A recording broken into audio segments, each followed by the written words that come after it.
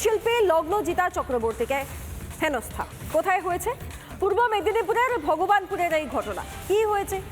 লগ্নজিতা জাগো মা গানটি গাইছিলেন, তখনই হঠাৎ একজন স্টেজে উঠে পড়ে বলে অভিযোগ এবং কার্যত মারতে উদ্যত হয়।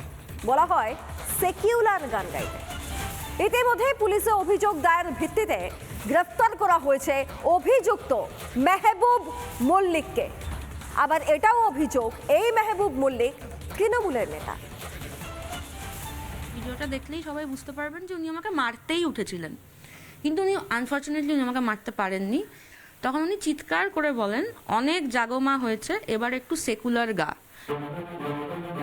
লগ্নজিতা জাগমা গাইছিলেন বাংলাদেশে নয়, যে বাংলাদেশে এখন জিহাদিদের দাপাদাপি। এই ছবি খোদ বাংলার। পূর্ব মেদিনীপুরের ভগবানপুরে অনুষ্ঠানে গিয়ে এমনই ভয়ঙ্কর অভিজ্ঞতা সঙ্গীত শিল্পী লগ্নজিতা চক্রবর্তীর। ফের একবার শুনুন কি বললেন শিল্পী।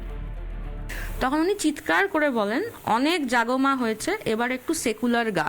এবং সেটা বাইরে আমার মাইক্রোফোনের থ্রু দিয়ে সেটা প্রত্যেকেই শুনতে পেয়েছেন।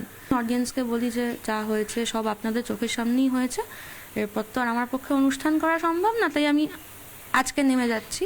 এবং আমি স্টেজ থেকে নেমে যাই এবং তারপরে আমি ভগবানপুর পুলিশ স্টেশনে যাই এবং গিয়ে আমি একটা জেনারেল ডায়েরি।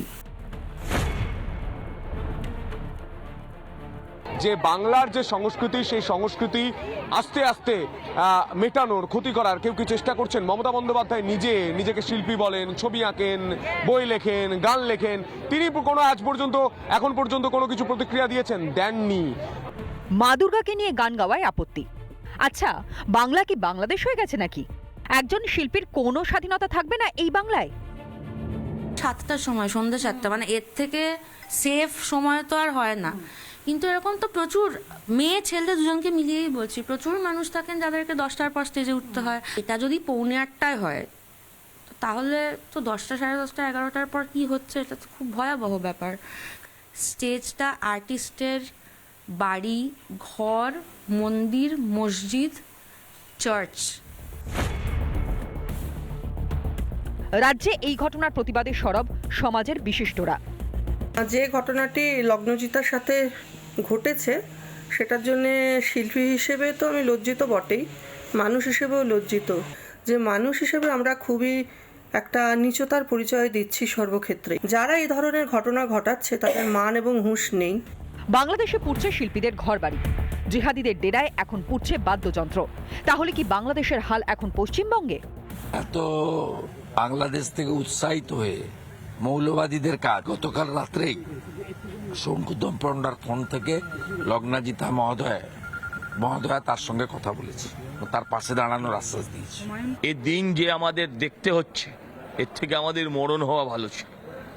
সব অশান্তির মূল, সব সমস্যার একটা সমাধান। দয়া করে কেউ আমার এই কথাকে রাজনৈতিকভাবে নেবেন না, কিন্তু এটা বাস্তবিক।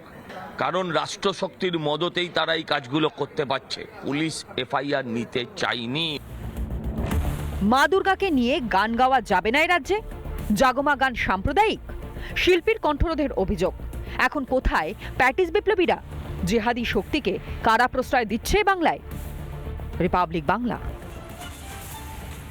নানা ধরনের কন্টেন্ট দেখার জন্য লাইক করুন, শেয়ার করুন আমাদের ফেসবুক পেজ, সাবস্ক্রাইব করুন আমাদের ইউটিউব চ্যানেল।